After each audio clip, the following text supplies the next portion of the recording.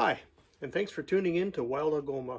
If you've come across my channel, there's a couple things that we already have in common. We know that you like outdoors, and we know that you're very interested in the Algoma area.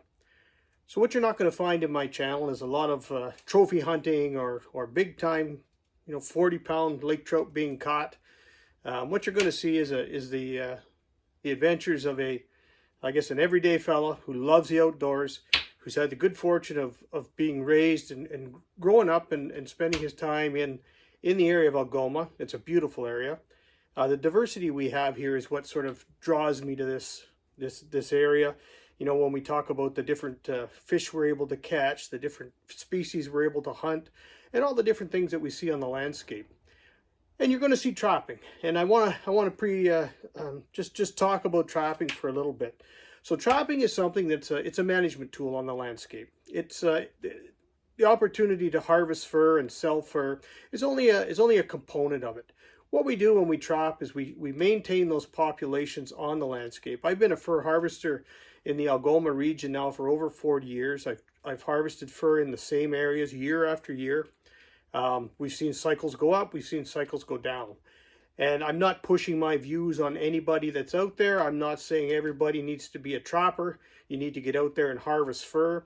But what I will say is I want to show you my side of it, or the side of from the management perspective, and just so you can understand a little bit and have a little more of maybe an informed perception. It's not for everybody. That's 110%. I agree with that. Fur harvesting is something that, it takes a lot of time. It's almost, I would attribute it to a lifestyle. You're constantly learning about the fur bearers. You're constantly scouting. You're constantly making sure that your populations are going to be sustainable. We'll touch a little bit on the nuisance component. So I do a fair amount of what I would call nuisance. I don't like that term though, a nuisance fur bearer. The fact is that, when it comes to public safety or property destruction, something has to be done. And whether it's live trapping a raccoon that's got into somebody's attic, or it's removing a beaver that's plugged a culvert and causing road flooding from creating an emergency situation, if the road washes out, ambulances can't get into towns, things like that. So those are all important components that you're going to see on Wild Algoma. And you're not going to see success every time. You're going to see trips out in the woods where we may just look at and talk about bugs. I like bugs. Mushrooms, trees, shrubs, grasses, leaves, flowers, all the components that we have such a bounty of here in the Algoma area. Being right in the center of the three main Great Lakes, Lake Superior, Lake Huron, and Lake Michigan, gives us that diverse climate. And with a diverse climate, enables us to have that diversity of not only the plant species, the tree and shrub species that are out there, but the wildlife. And one thing I want to talk about today, or the topic that I want to bring to you today, is a little bit about the fur bearers. Some of the fur bearers we have Algoma, and we do have a bounty of different fur bearers because, again, of that differences in habitat. We have the agriculture area around the east of Sault Ste. Marie down to Blind River. And then we have just touch on the boreal forest in the northern part around the Wawa south of the Highway 101. So we have a real diverse landscape out there, and that's one of the beauties of Algoma.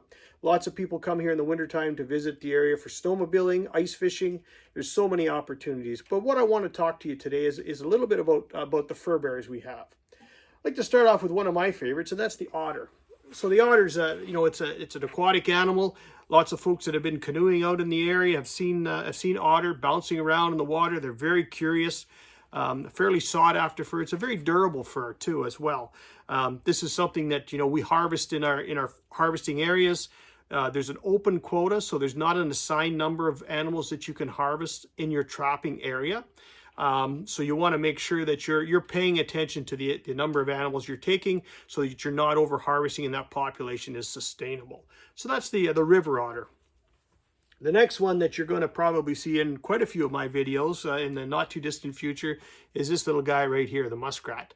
Anyone who started trapping as a young fella with their grandfather, or even was playing around the farm, this is probably one of the #1 harvested fur bearers. By the younger trappers, or the sort of the new trappers coming into the area, or into the vocation of fur harvesting. Muskrats are very common. they're very susceptible to water fluctuation. So you want to be harvesting your muskrats in the fall. And when I say water fluctuation, what happens with a muskrat, unlike a beaver that I'm going to talk about in a moment here, is that when the water levels go down in the fall, muskrats are dependent to get in and out of their houses underneath that ice. And if the water's too low and that ice freezes right to the bottom of the pond or the river or the lake, then what'll happen is they'll freeze out. They won't be able to get out and get their food. So they say up to 75 to 80% of the muskrats will perish or die in the winter. So you want to be harvesting your muskrats in the fall and into the spring just prior to the breeding season, which will be starting here in the Algoma area in the not too distant future if it hasn't started already. We're getting one of those typical Algoma evenings here. This morning we had cold temperatures with a little bit of light snow, and it's changed to this afternoon we had hail, high winds, and now this evening it's raining. So that's one of the joys of living in the hub of the Great Lakes, is we get those lake influences on our climate, and we see this weather fluctuation. But it's March in Algoma. We're starting to see spring is on the way. When I talk about this fella here, everybody knows what this one is. Look at that beautiful fur. That's a beaver. That's one of the hardest working fur bearers in Algoma. You know, we know what he does. He builds dams. He's a keystone species when it comes to creating environment for other species. The muskrats will follow the beaver. The otters will follow the beaver. They create those ponds. This is a species that on our trapping areas we are assigned a quota. So we base that quota, and when I say quota, I should explain what that is. That's the number of any given species that we can harvest within our trapping area. So we know if we have a beaver quota of 20, we want to have a number of houses that the beavers are living in, go to spend the winter, that can sustain that harvest. So beaver is a quota species, a beautiful fur bearer, and one of my favorites to harvest as well. Also one of the roots of many nuisance projects that I work on, and you'll see that in the coming videos that I'll share in Wild Algoma, is the beaver work that I do. Like I said, you know, a beaver swimming by the end of your dock is not necessarily a nuisance, but a beaver plugging up a culvert and creating damage to property or creating a public safety issue is certainly an area that needs to be addressed, so that you're protecting the infrastructure in towns, cities, municipalities, and some of the places that I have taken beaver out. And I'll take you along on some of those trips that I go on to harvest beavers that are causing nuisances. And you'll see me standing on sidewalks in cities, and you'll see me standing on railway tracks and culverts, sides of busy highways. One of the initial videos that I have loaded here to Wild Algoma is right on the side of the Trans-Canada Highway, where the beavers had the culvert plugged up and the water was starting to come up on the edge of the highway. So something that you'll hear me talk about. Just a little bit about the beaver, and I want to use this as an example. This is a tan fur. If you see the leather side of the beaver, this is all ready to make a garment out of. This leather has been treated and it's tanned. When we harvest our beavers, they're called raw pelts. So this is a raw pelt. See the back of this beaver? It's nice and shiny. It's dried. This won't last forever. This is not something you could cut up and make a pair of mitts or a hat out of, because of it's not been treated. Look at the leather side of this beaver that's been treated and tanned. This is a raw pelt, and this is how we market our pelts. This is a medium-sized beaver. It's ready to go to the market. You can see it's been tacked out nice and flat, but again, a beautiful fur on the pelt side of that beaver. And like I showed you, the muskrat. This is a tanned product. This muskrat has been tanned. It's ready to make a garment out of, a hat, a pair of mitts, what have you. This is a raw muskrat pelt. You can hear that cardboard. This is not treated. This will not last forever. This is how we market our muskrats. So when I take the muskrat sweater off the critter, I take the excess flesh and fat off it, and I dry it on a frame with circulating air, and that's how we market our muskrat pelts. You'll see these coming up in upcoming videos as well that I'm going to be sharing with you. Those are some of the water species that we have in Algoma, and as you can see, there's quite a diversity already that I've talked about. Just another highlight on a beaver. This is a beaver that's been tanned, dyed, and sheared. See how that is? That's ready to make a coat out of, or a pair of mitts, or a hat. And what you're seeing there is that dense underfur. On this beaver that's not been tanned or dyed, you can see those long guard hairs that are sticking up. This pelt doesn't have them because they've been sheared right off. So that's how, you know, the different markets and utilize the pelts that we do harvest in the Algoma area. Moving on to the land now, I guess I'll talk a little bit about some of the fur bearers. You know, the common weasel or ermine is what we have in Algoma. You know, this one changes color in the summer. It'll, in the not too distant future, now that the days are starting to get longer, he'll start to turn a mottled color brown. And then by summertime, he'll be all brown. And then getting back into the winter, as the days start to shorten and, you know, the sun sets so much earlier, they'll go back and they'll start to change to white so that they're camouflaged in the winter and can escape predators. So that's the ermine or the weasel. This one here, there's probably no one in Algoma that hasn't seen one of these jumping around in their yard or on their bird feeder or in their windowsill. Red squirrels. It's a fur bearer. It's considered a fur bearer. It is a harvestable pelt in the Algoma area and in Ontario. We do harvest red squirrels as well. So red squirrel and the weasel. But you don't know what this is. This is a critter that lots of folks don't see very often.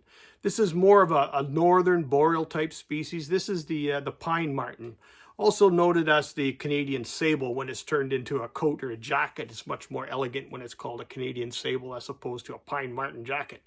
But it's a beautiful pelt. This is a quota species, so we are regulated based on the size of our trapping area, how many of these we can harvest. You want to be harvesting the young of the year when they start to move out and establish their own territory. So we're harvesting our marten usually in November to January. That's when we're harvesting our marten.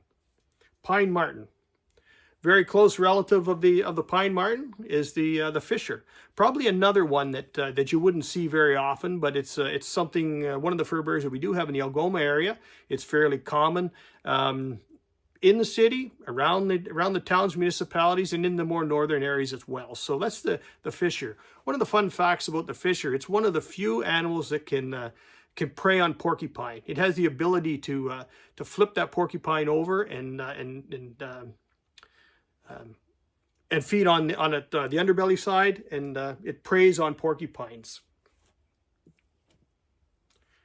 This one here is also sometimes confused with the pine marten, but they're not really the same at all. The pine marten has a nice long, soft fur.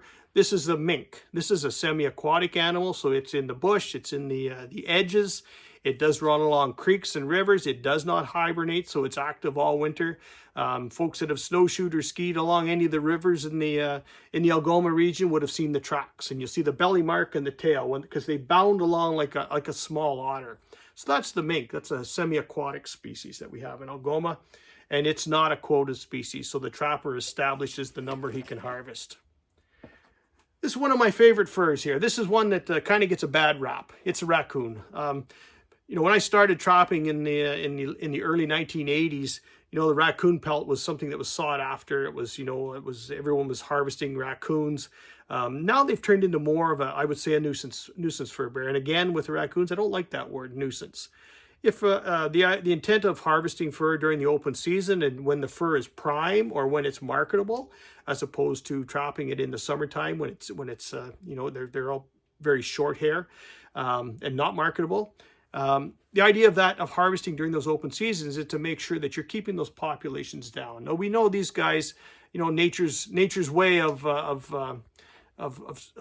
looking after itself is these guys are predators. They prey on eggs.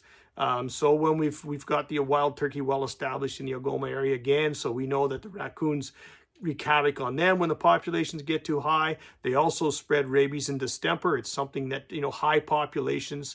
When you think about the high populations, it's not unlike a population of people that becomes unhealthy. You know, there's not enough food to go around. There's not enough medication to go around. People start getting sick and dying. Although we can harvest people and keep that population sustainable, when it comes to species like raccoons, you know, harvesting them during the open season keeps that population from those extreme peaks and valleys. So that's a fairly important fur bearer that we still harvest and very common in the Algoma region. I think folks are going to start seeing this one around quite a bit. Populations have been building in the Algoma area the last couple seasons. You know, when we were going into the fall, there was lots of these critters that were coming in, you know, looking for places to sleep under barns, woodsheds, things like that. Every once in a while, you can smell them in towns, municipalities where they've been digging through garbage and that in the fall. So that's an important fur bearer as well. It's one of the few furs that actually is naturally black. It doesn't have to be dyed. It has that black pigment in the fur. So skunk is also a fur bearer that we do harvest in the Algoma area. So what I did there, I just some of the forested type critters. I want to talk a little bit now about the coyote. This is a coyote pelt here. We know this is a common fur bearer in Algoma. I would say not as common as it has been the last year. We've had quite an outbreak along the north shore of mange that takes care of them. It's a real nasty way to die when you're looking at getting a disease like mange, because basically what happens is the animal freezes to death in the wintertime or it starves. It's a parasite that gets under the skin, and they basically itch themselves bald, and they cannot keep themselves warm. Coyotes, we have a good population, a healthy population in the Algoma area. This is a bobcat here. Bobcats are something, when I started trapping, they weren't common in the Algoma area. We had a really bad winter. When I say bad winter, we had lots of snow, and the snow came early and the snow stayed. We had an extreme snow event, and when the white-tailed deer could not get to their wintering yards because of the snow that came so sudden, they were hungry. They were looking for food. They started heading out on the ice of Lake Huron towards Michigan. Vice versa, the Michigan deer started coming over. And again, this is a theory of mine, but I seen it happen. And the bobcats were feeding on the carcasses of the deer, and they moved on to the North Shore. And we started seeing bobcats showing up in 97, 98. Now there were bobcats here earlier, but not I would say not a high population. So now it's a fairly significant population that we have. It is a quota species, so that's something that the trapper would be assigned a number if they're going to harvest bobcats on their trapping area. Commonly confused with this one here, the lynx. This is one of the emblems of Canada, I would say, the Canadian lynx. You know, you look at the feet on the size of the lynx; they're well adapted for our extreme winters and the snow. You look at the bobcat. Tiny little feet on the bobcat compared to the lynx. The lynx is almost the size of my hand. Picture, if you will, an animal running around the bush with a pair of snowshoes on. And speaking of snowshoes, you know, one of the things that really dictates the population of lynx is the rabbit, or the snowshoe bearing hare. Populations of rabbits cycle, the lynx go down. That's their primary food source. So when we don't have the rabbits, you won't have the lynx. We've had a fairly good lynx population the last number of seasons here. I would be expecting to see rabbits start to decline. Again, the cycle is going on the downswing in the next few seasons, so we'll see the lynx follow shortly after. But when you're reading the Sioux today or North Bay today, or you start seeing, well, you know, I saw lynx in my neighborhood in the city. Why you got to wonder why such a secluded animal or an elusive animal would come into the city. Why do I go to the city? Because I'm hungry. So I'm going to go there, and I'm going to go to the grocery store. The lynx are going to do the same thing. They can't catch rabbits in the bush, so they're going to come to the town where the pets are out in the backyard and the squirrels are hanging around the bird feeders because they're hungry. And that's when we'll start to see wildlife move into the towns, because they're looking for food. The other ones that I'd like to talk just for a second about is a common fur bearer in Algoma, and that's the red fox.